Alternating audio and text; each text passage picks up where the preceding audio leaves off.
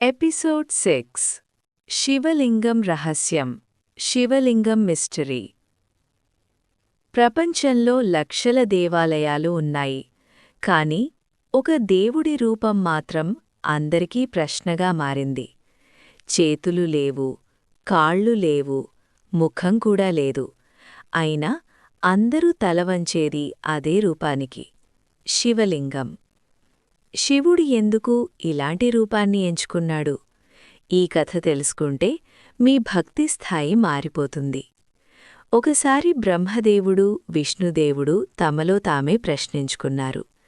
సృష్టి నేనే చేశాను అని బ్రహ్మ, లోకాన్ని రక్షిస్తున్నాను అని విష్ణు. ఎవరు గొప్పవారు అన్న అహంకారం వారి మధ్య పెరిగింది. అప్పుడే ఆకాశం చీలినట్టు ఒక అగ్నిస్తంభం ప్రకటించింది. దానికి ఆదిలేదు, అంతం లేదు. భూమి నుంచి ఆకాశం వరకు ఒకే అగ్నిస్తంభం. బ్రహ్మ విష్ణువులు ఆశ్చర్యపోయారు.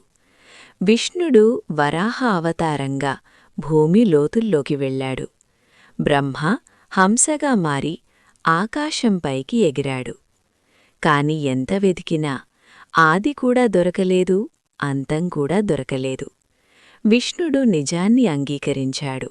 నాకు అంతం దొరకలేదు. కాని బ్రహ్మ అబద్ధం చెప్పాడు. నాకు ఆది దొరికింది. అదే క్షణంలో అగ్నిస్తంభం నుంచి ఒక స్వరం. అగ్నిస్తంభం నుంచి శివుడు ప్రత్యక్షమయ్యాడు. అహంకారమున్నచోట సత్యం నిలవదు.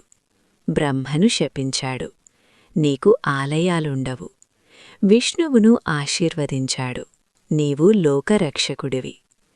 శివుడు అన్నాడు, నాకు రూపం లేదు, నాకు ఆది లేదు, నాకు అంతం లేదు. లింగమంటే చిహ్నం, అనంతత్వానికి ప్రతీక. అందుకే శివుడు లింగరూపంలో పూజింపబడతాడు. ఆ రోజే శివరాత్రి, అంధకారంలో వెలుగు పుట్టిన రాత్రి. అందుకే ఆ రోజు శివలింగానికి అభిషేకం చేస్తాం. నీరు, పాలు, బిల్వపత్రాలు. అహంకారం జ్ఞానాన్ని నాశనం చేస్తుంది. శరణాగతి సత్యానికి దారితీస్తుంది. శివుడు అంటే రూపం కాదు, చైతన్యం. నీ లోపల ఉన్న శివుడిని గుర్తించు. ఈ శివరాత్రి లింగాన్ని చూడగానే ఒక్క మాట గుర్తుపెట్టుకోండి. ఆది లేనివాడు, అంతం లేనివాడు, అదే శివుడు. ఓం నమః శివాయ.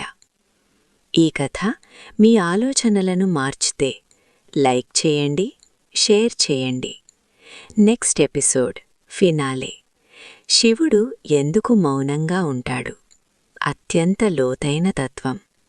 సబ్స్క్రైబ్ చేయండి. శివరాత్రి స్పెషల్ సిరీస్ మిస్ అవ్వద్దు.